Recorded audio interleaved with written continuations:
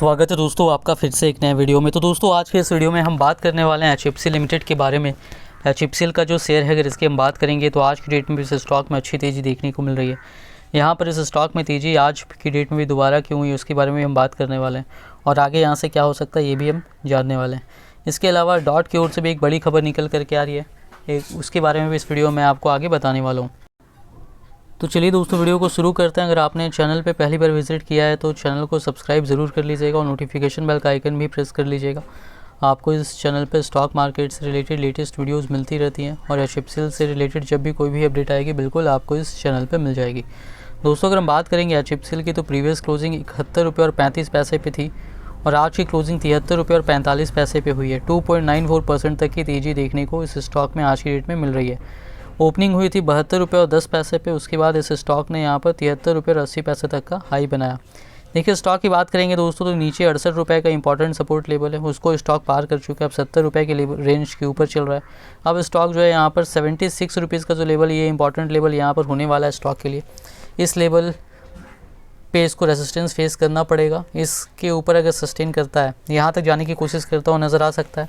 इस लेवल के ऊपर अगर सस्टेन करेगा तो फिर दोबारा जो है आपको ये 80 रुपये के 81-82 के लेवल तक जाता हुआ नज़र आ सकता है। तो फिलहाल इस लेवल पर यहाँ पर ध्यान देना, 68 से 76 रुपये के रेंज में चलता हुआ नज़र यहाँ पर आने वाला है। फिलहाल मार्केट भी पॉजिटिव है। आज की डेट में निफ्टी में भी तेज़ी देखने को मिल रही थी, मार्केट में तेज़ी थी जिस तरीके से कल थी, तो स्टॉक में पॉजिटिव मोमेंटम देखने को मिला है। पूरे मार्केट में ज़्यादातर स्टॉक्स में भी तेज़ी देखने को मिल रही थी, उसी का असर यहाँ पर देखने को मिल रहा है। पहले मार्केट गिर रहा था तो गिरावट भी देखने को मिल रही थी, तो यहाँ पर इसी तरीके से सब कुछ चल रहा है। स्टॉक से रिलेटेड कोई भी बैड न्यूज़ नहीं है, सब कुछ सही चल रहा है। यहाँ पर स्टॉक को आपको होल्ड करना है। अब देखिए यहाँ पर अगर हम बात करेंगे इसके वॉल्यूम की, तो वॉल्यूम इसमें 73,62,000 और 572 शेयर्स का आज की डेट में NSE पर होता हुआ नज़र आ रहा है। अब अगर हम बात करेंगे यहाँ पर BSE की वॉल्यूम की, तो BSE पर 13,35,000 और 415 शेयर्स तक का वॉल्यूम होता हुआ नज़र आ रहा है। तो अगर हम टोटल वॉल्यूम NSE और BSE की मिलाकर बात करें तो लगभग यहाँ पर जो है 87 लाख तक का वॉल्यूम आज की डेट में इस स्टॉक में होता हुआ नज़र आ रहा है। अब देखिए यहाँ पर जो है इस स्टॉक में अगर हम बात करें न्यूज़ की, तो जो न्यूज़ निकल करके आ रही है अगर हम वो देखेंगे तो यहाँ पर देखिए इकोनॉमिक्स टाइम्स में ये न्यूज़ निकल करके आई है और इसमें यहाँ पर जो है DoT to meet mobile operators to discuss service quality. DoT जो है डिपार्टमेंट ऑफ टेलीकम्युनिकेशन, इसकी मीटिंग होने वाली है टेलीकॉम ऑपरेटर्स के साथ, मोबाइल ऑपरेटर्स के साथ, और सर्विस क्वालिटी को लेकर के डिस्कशन होने वाला है। इसमें यहाँ पर अगर हम पूरी न्यूज़ देखेंगे तो यहाँ पर देखिए बताया जा रहा है department of telecommunications dot has called mobile phone operators for a meeting on December 28 around what the government feels deteriorating quality of services। यहाँ पर देखिए डॉट ने मोबाइल फ़ोन ऑपरेटर्स को यहाँ पर मीटिंग के लिए बुलाया है 28 दिसंबर को, और ये जो मीटिंग होगा ये गवर्नमेंट के साथ मीटिंग होगा और इसमें जो है यहाँ पर जो होने वाला है वो जो क्वालिटी ऑफ सर्विस है उसको लेकर के यहाँ पर जो है बातचीत होने वाली है इस मीटिंग में। The meeting will be overseen by telecom secretary K Rajaraman an official told ET। और ये जो मीटिंग है यहाँ पर के राजा रमन भी जो है यहाँ पर उपस्थित रहेंगे, जो टेलीकॉम सेक्रेटरी हैं। It may also be shifted to the first week of January in case officials of DoT or executives of telecom operators are unavailable due to year end holidays. और ये जो मीटिंग है यहाँ जो 28 दिसंबर को होने वाली है, ये हो सकता है कि नेक्स्ट वीक यानी कि जनवरी के फर्स्ट वीक में शिफ्ट भी किया जा सकता है, क्योंकि जो ऑफिशियल्स हैं, जो एग्जीक्यूटिव्स हैं टेलीकॉम ऑपरेटर्स के, हो सकता है कि वो ईयर एंड हॉलीडेज़ की वजह से उपस्थित नहीं रहे। अगर वो अवेलेबल नहीं रहते हैं तो फिर यहाँ पर जो है इसको जनवरी के अगले हफ्ते में भी शिफ्ट किया जा सकता है। Private telcos Reliance Jio, Bharti Airtel and Vodafone Idea did not respond to its email seeking comment. There has been an increase in complaints about call drops and call failures particularly as mobile operators shift to 5G। देखिए जब mobile operators यहाँ पर 5G में shift हो रहे हैं, 5G network का roll out हो रहा है, तो बहुत सारा यहाँ पर जो है कंप्लेन आ रहा है, कंप्लेन में इजाफा हो गया है कि कॉल ड्रॉप हो रहा है या कॉल फेलियर हो रहा है, और इसको लेकर के यहाँ पर ये मीटिंग बुलाई जा रही है।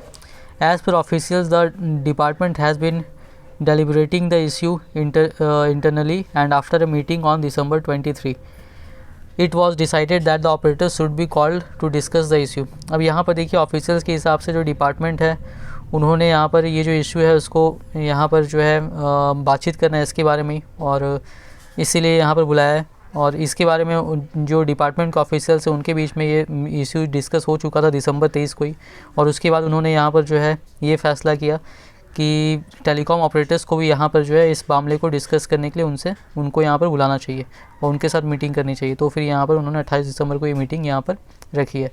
Both dot and telecom regulatory authority of India try are connected at the rising service quality issues. Quality of service is the mandate of the sector regulator. Dot और ट्राई दोनों ही यहाँ पर जो है जो सर्विस क्वालिटी को लेकर के इशू आ रहा है उसको लेकर के कंसर्न है यहाँ पर, और क्वालिटी ऑफ सर्विस जो है ये सेक्टर रेगुलेटर ने कहा है कि ये जरूरी बिल्कुल बहुत सबसे इम्पॉर्टेंट चीज़ है और यहाँ पर जो है इसको बिल्कुल सही अच्छा होना चाहिए। Currently the cost parameters are analysed for telecom circles and not on district wise और स्टेट वाइज।